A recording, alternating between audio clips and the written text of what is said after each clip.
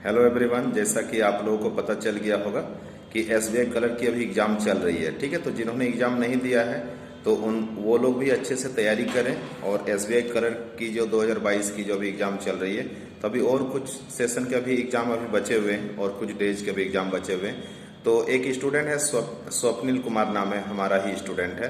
तो रीजनिंग का उन्होंने किस तरह का अटेम्प्ट किया, कितने क्वेश्चन आए थे, तो उसके बारे में मैं कुछ इन्फॉर्मेशन शेयर करना चाह रहा हूं। तो देखिए, स्वप्निल से जैसे मेरी बात हुई है, तो स्वप्निल ने बताया कि सर सीटिंग अरेंजमेंट के क्वेश्चन आए थे। ठीक है, तो आज जो एसबीआई क्लर्क का आज एग्जाम हुआ है, तो फर्स्ट शिफ्ट में देखिए किस तरह के क्वेश्चन आए हैं। तो सीटिंग अरेंजमेंट से देखिए पजल से क्वेश्चन थे, फ्लोर बेस्ड था। ठीक है, फ्लोर बेस्ड क्वेश्चन था, 7 फ्लोर से रिलेटेड क्वेश्चन थे, 7 फ्लोर वाला था।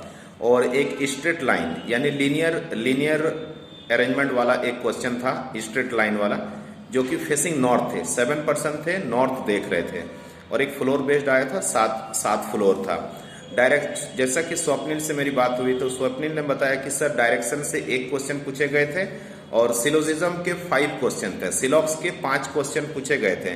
फ्यू वाले क्वेश्चन थे, ऑल और सम, इस तरह के क्वेश्चन थे। ठीक है, और अल्फाबेटिकल सीरीज के 2 क्वेश्चन पूछे गए थे। ठीक है, और कोडिंग एंड डिकोडिंग के 2 क्वेश्चन थे, जिसमें से एक कोडिंग था लेटर कोडिंग और नंबर कोडिंग से रिलेटेड, कुछ क्रॉस और वर्टिकल बेस्ड था। ठीक है, मतलब प्लस और माइनस करना था, इस तरह का एक क्वेश्चन था।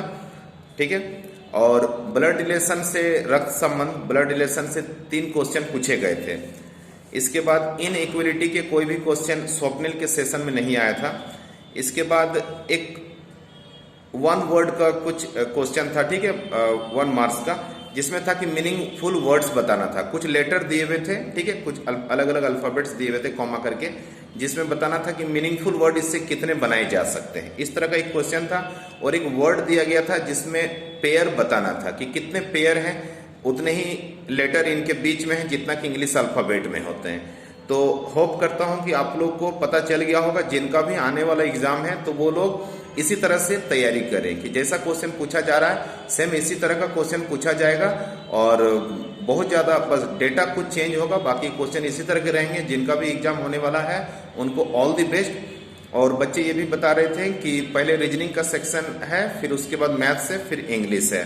और क्वेश्चन मैक्सिमम बच्चे जो बता रहे थे कि 75-80 इस तरह के अटेम्प्ट कर रहे हैं, मतलब कि 75 से 80 के बीच में इस तरह का कटअप जा सकता है। मतलब क्वेश्चन मॉडरेट थे, टफ क्वेश्चन नहीं थे। और लास्ट ईयर के कंपैरिजन में बहुत ज़्यादा कुछ न्यू देखने को नहीं मिला। बच्चे बता रहे थे कि सर कुछ नया कुछ एक्सपेरिमेंट करेगी एसबीआई, वैसा कुछ लगा नहीं। मतलब एग्जाम इजी था। बहुत से बच्चे तो 90+ भी बनाए हैं, ऐसा बता रहे थे। ठीक है, तो आप लोग इसी तरह से अपना तैयारी कीजिए। और फिर और भी दूसरे सेशन का जो भी एग्जाम होगा अलग शिफ्ट का, तो मैं वो भी शेयर करूंगा और किसी दूसरे कैंडिडेट से बात करके। ठीक है, जिनका भी एग्जाम नहीं हुआ है अच्छे से एग्जाम दीजिएगा। और जो भी क्वेश्चन कोई टफ लगे तो उसको स्किप करके आगे निकलते जाना है। एक्सपर्ट बताते हैं कि आगे हम लोग को निकलते जाना है। और क्योंकि एग्जाम। हेलो फ्रेंड्स, मेरा नाम स्वप्निल वर्मा है। आज मेरा एसबीआई क्लर्क का एग्जाम था। फर्स्ट सिटिंग में 9 से 10 उसमें से रीजनिंग थे, कुछ क्वेश्चंस आए थे। सीटिंग अरेंजमेंट आया था, 2 क्वेश्चन थे उसमें एक स्ट्रेट लाइन था और उसमें सारे ऑल आर फेसिंग नॉर्थ, और एक फ्लोर वाला था क्वेश्चंस था।